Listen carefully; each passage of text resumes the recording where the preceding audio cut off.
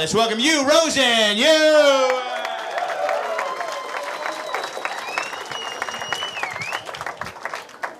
Hello, hello, hello. So I have a bit of an identity crisis. I was born in South Africa, so I'm African. But I also have American citizenship, so that makes me African American. Despite the optics. I also happen to be Jewish, and so that means I'm an African American Jew. Now, as an African American Jew, I feel it is very important to initiate and have an open dialogue with racists. So I want to say to all the racists out there, look, I'm sorry. I know I've made your lives kind of difficult.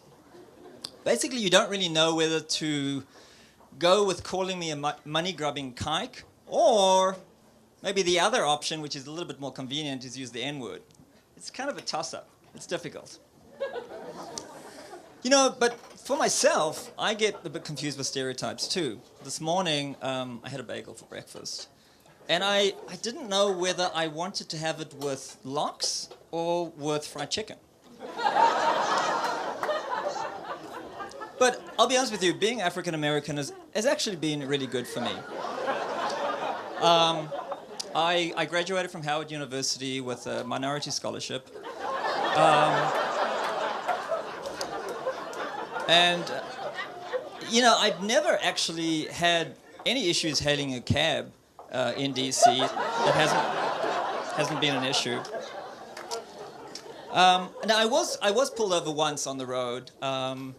The cop was really nice, and he just told me that I needed to turn my lights on.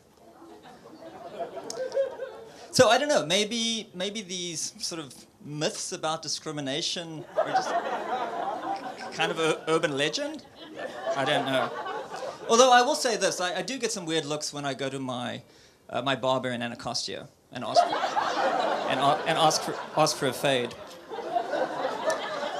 You know, when I go back to South Africa, though, I'm just white. Now, South Africa in the 80s, when I was growing up, was a pretty messed up place. You had a white, racist minority regime. You had 75%. Oh, it got quiet.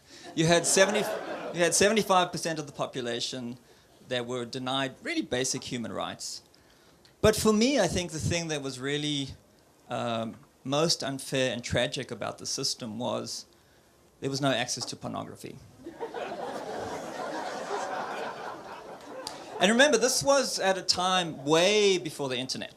So if you wanted to basically see some TNA in 1980s South Africa, you would have to go and look in a magazine. And basically all you would find would be topless women. That would be the hottest it would get. But there was always one detail that was a little bit strange about these topless women, and this is kind of what the censors had gotten to. You would find that their nipples were always covered with stars, which kind of made me think I would have loved to have been in the room when that policy discussion happened.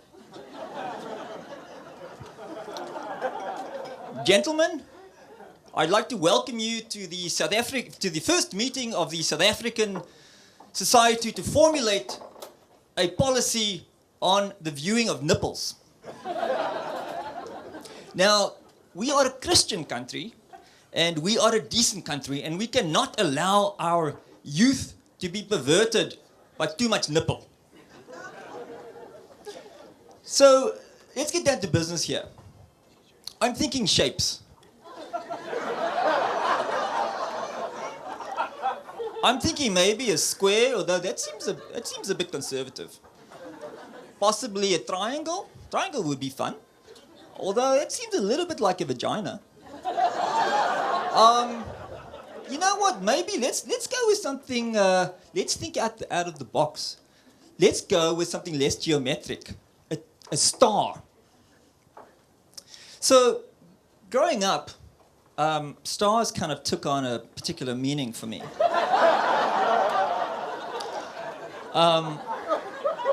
You know the expression "seeing stars." always made me think of breasts. And when I got to the US and we had the Pledge of Allegiance, man, I found the American flag a real turn on. I'm gonna be honest with you. But I will say this, as an African American, it was pretty hot the first time I hooked up with a white woman. There was just one detail that was missing.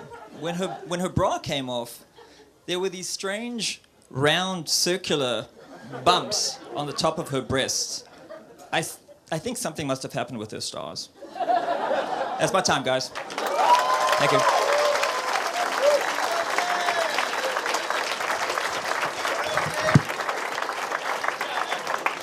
Hugh Rosen! Hugh Rosen!